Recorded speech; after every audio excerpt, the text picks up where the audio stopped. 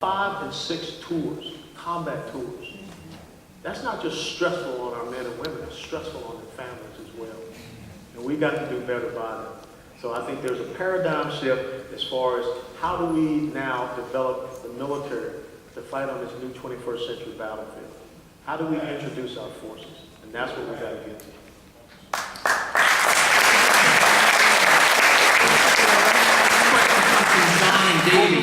The President's administration is looking to extend the December 31st, 2011 timeframe for leaving Iraq. Do you think they've made a decision that it was a mistake to set a date certain for withdrawal? Yeah, let me ask you, how many people here got kids?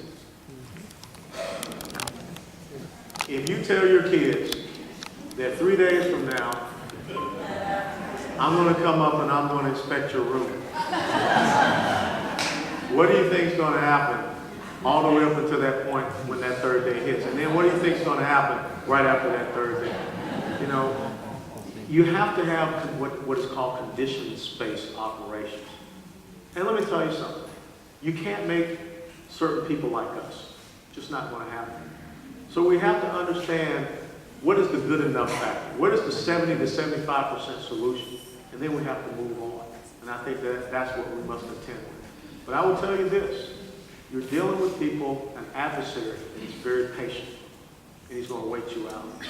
But you have to be flexible and be able to contend with him no matter what he tries to enact and what he tries to do with you. I think that reality is setting in with our president because I'm sure that he's getting phone calls from President Maliki over in Iraq as well as the Kurdish people up north who are really concerned about the United States totally pulling out of Iraq. And so I don't want to see, how many people remember what happened when we left Vietnam? Pol Pot, the killing fields? Okay. This is one of the great things that I was happy about when I was in Afghanistan, watching little girls go to school. And I really do fear, if we don't give them a chance, what can happen to some of those little girls. But there is a window when we have to say we've done the best that we have done.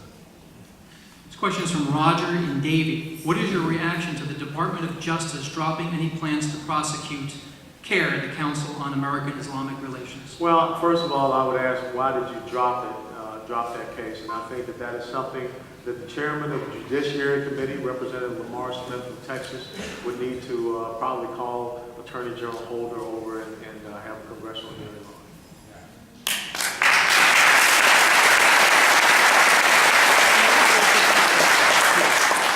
I have Michael out of Fort Lauderdale asking, can you support the flat tax and the fair tax to save $1 trillion a year in tax compliance, tax planning, and this?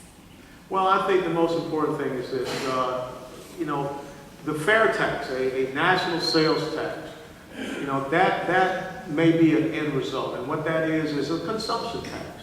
You know, the number that's been thrown out there is like 23%. But my fear is this. If we implement something like a fair tax, and we don't make sure that we have eliminated all federal government type of taxation, then you end up having a value-added tax. Okay? You know, there's a lot of things that have to happen if you want to have a fair tax. You got to get rid of the 16th Amendment. You got to get rid of the IRS. And I'm sure a lot of people.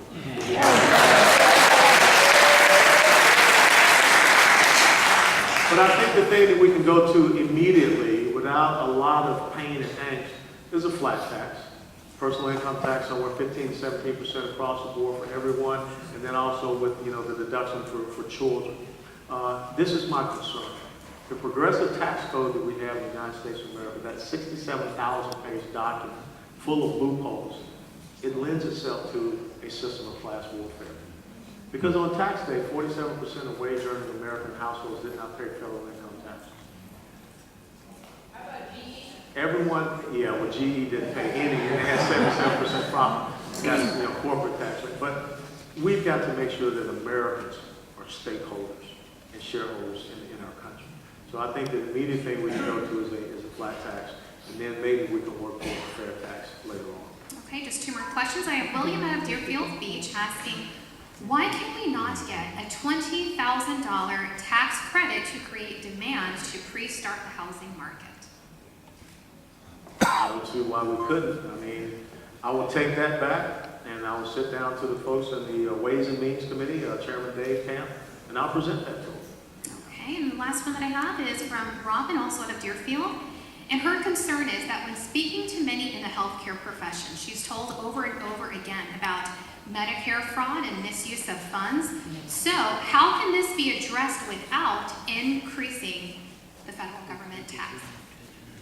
Without increasing the federal government, I think one of the things we can look at is, having the states, start to look at how they can get in and, with the Medicare and Medicaid, fraud, waste, and abuse. I don't want to see us increase government agencies and bureaucracies. I sat down yesterday with some the folks from the ICE, and I looked at the organization chart for the Department of Homeland Security, and immediately I saw a couple of duplications where they have a cybersecurity division. How many people realize that the United States military just stood up Cyber Command? So it's those type of things that, I want to see how we can reverse the scope and the size and the growth of the federal government. How we can help the states to start controlling and cleaning up some of these fraud, waste, and abuses that we see down here. And, this pill mill thing, I think this is a great opportunity where the federal government can look how it can support a local government like here in Broward County. This pill mill thing, this is dangerous. I mean, a lot of people dying every day. I-75 is becoming a death trap. Kentucky is screaming because we're the #1 supplier of this. We don't need to create a federal government agency. We need to look at how we can help to resource the local governments. This is our last question of the evening, Congressman. Thank you very much for affording us your time tonight. No, my time is your time. You don't have to thank me for that. Thank you.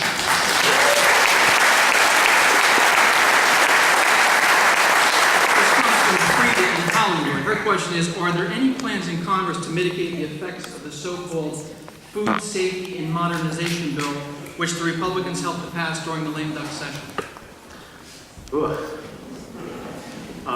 I can tell, I don't think that right now we're looking at that, but I will take that back. I don't know which committee that would fall in the purview of, but we'll try to look and see that, once again, we cannot give you more regulation. That's the last thing we need to do from the federal government.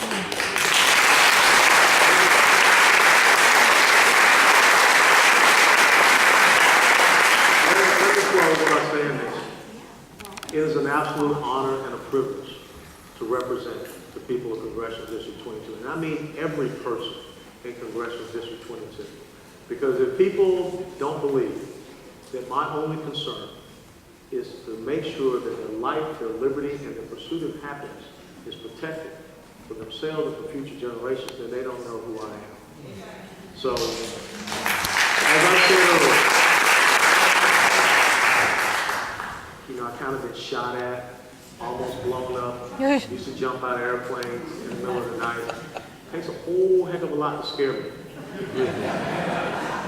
But at the end of the day, every one of you should know one thing. My honor, my integrity, and my character will remain intact and will remain my own. So God bless you all.